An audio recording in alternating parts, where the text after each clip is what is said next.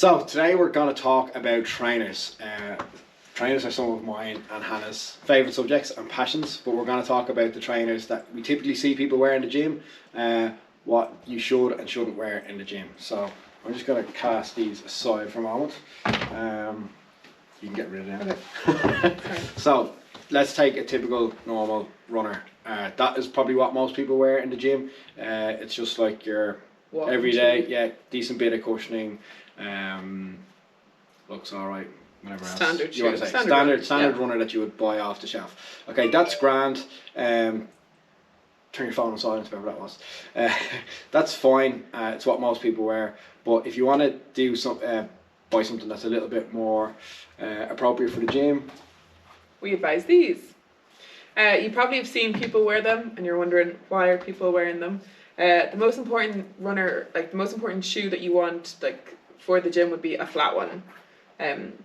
So it's good for if you're doing like a cross training type of training, which is what we do in here. We do a little bit of everything. So a flat shoe would probably be one of the most important things that you look for if you're going to buy a gym shoe. Be right, yeah. Yeah. So they're the Nike Metcons. We'd love to be affiliated with Nike, but we're not. But yeah, a lot of us do wear them. Reebok do their Nanos. There's other ones. No Bull is another brand. New Balance do some. So there's lots of companies that will do like a workout shoe. So a workout shoe was never a thing, but everybody's gotten mad into fitness over the last decade or so. CrossFit has definitely popularised it. So they're great. They give you support. Your feet can spread in them. They last forever. Like, you can beat the crap out of them and they last pretty well. But you'll notice the big difference. Like Hannah said, like, it's a flatter shoe. It doesn't really have that spongy cushion that a typical runner will have, because while you can run on them, they're not exclusively for running.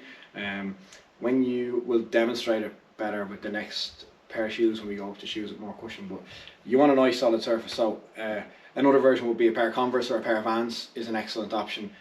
Again, they're supportive, but they don't have a huge amount of cushion that you won't be like bouncing around the gym.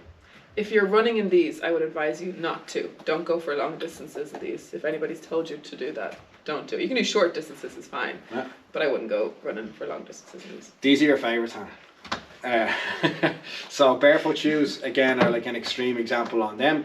They're typically quite wide, so they let your feet spread, versus say like a typical shoe, your feet will be cramped into them.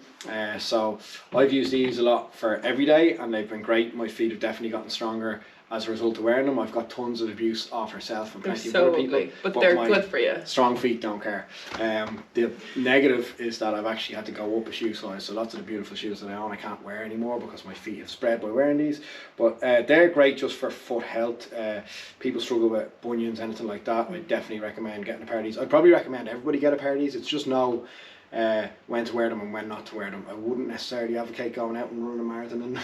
You see some people taking it to an extreme, but barefoot shoes, they're Vivo Barefoot, they're brilliant. They don't look great, but they feel great. I'll stop there before she gives me a stick. Then these look cool. Lots of cushion, lots of support, very fancy. Absolutely terrible idea for the gym. So all that cushion is just getting lost. Like every time you do a squat or anything like that, work your muscles should be doing is getting lost somewhere in that cushion. Your proprioception's off. Again, as Hannah said, she wouldn't recommend the Metcons for running. You wouldn't recommend running shoes for the gym. Totally different purposes.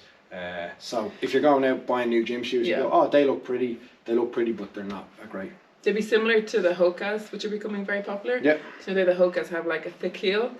Very similar shoe. I wouldn't advise you doing a lot of gym stuff in the Hokas if you can. They're a great shoe for, I think, for walking and running, but not for in here. Too thick. There you go. And then onto this vintage shoe. So like a traditional weightlifting shoe, again, if you're doing more kind of strength training, your squats, deadlifts, they're even useful doing push press or Olympic lifts. They are like the extreme, so they've got like a proper solid sole on them. They've got quite a big heel elevation. Great for doing strength work. You cannot run on them. You can't do a huge amount of functional stuff. You could push a prowler, it wouldn't feel great. Chin-ups, if you want to do weighted chin-ups, by all means wear a pair of these because they weigh a ton. Great for your strength work, but I'd always like have a pair in my gym bag and maybe have a pair of Metcons I might decide what I'm wearing depending on the workout. I'm a bit of a weirdo.